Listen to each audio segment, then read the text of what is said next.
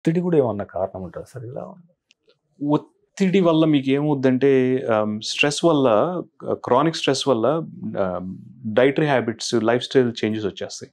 You may not exercise, you may eat unhealthy, you don't want cook, you don't have to time to cook కదా. So take away తెచ్చుకుందాం, process foods తింటాం. వినడానికి చాలా చిన్నగా ఉన్న గురక వస్తుంది సాధారణంగా మనిషికి. సో గురక అనేది స్లీప్ ఆప్నియా అంటాం. స్లీప్ ఆప్నియాలో కొన్నిసార్లు ఉలిక్కిపడి లేస్తారు శ్వాస అందక.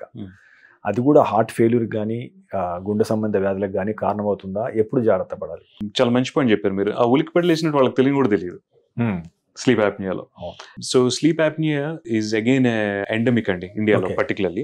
బాగా ఎక్కువ చూస్తున్నాం స్లీప్ యాప్నియా.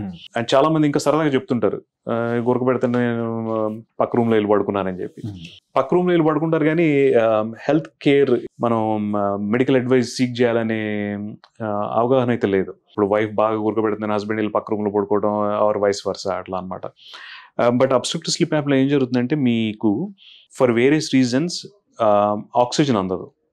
ఓకే, బ్రెయిన్కి ఆక్సిజన్ అందదు.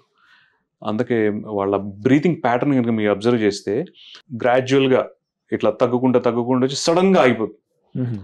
అప్పుడు ఉలికి పడతారు అనమాట. అప్పుడు అది వాళ్ళకి తెలియని కూడా తెలియదు. ఉలికిపడలే అదేంటి, అది ఇట్స్ స్టిమ్యులస్ ట్రిగ్గర్. అది ఆక్సిజన్ అందట్లేదు అనే ట్రిగ్గర్తో సడన్గా లేవుస్తారు అనమాట. మళ్ళీ పడుకుంటారు. Again that cycle repeats.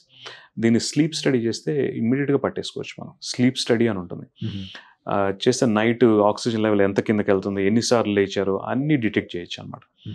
Sleep apnoea వల్ల వచ్చే సైడ్ ఎఫెక్ట్స్ చాలా ఉన్నాయి. ఎందుకంటే your quality of sleep is very poor కదా నైట్లో.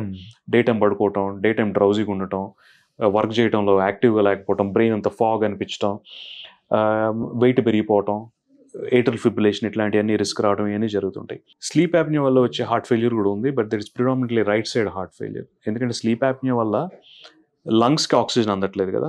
సో లంగ్స్లో ప్రెషర్ బిల్డ్ అయ్యి అది రైట్ సైడ్ ఆఫ్ ద హార్ట్కి ట్రాన్స్మిట్ అయ్యి an individual can develop a right sided heart failure.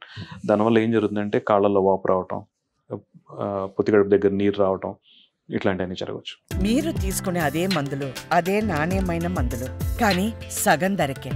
అవును, మెడ్ ప్లస్ బ్రాండ్స్ పై 50 to 80% తగ్గింపు.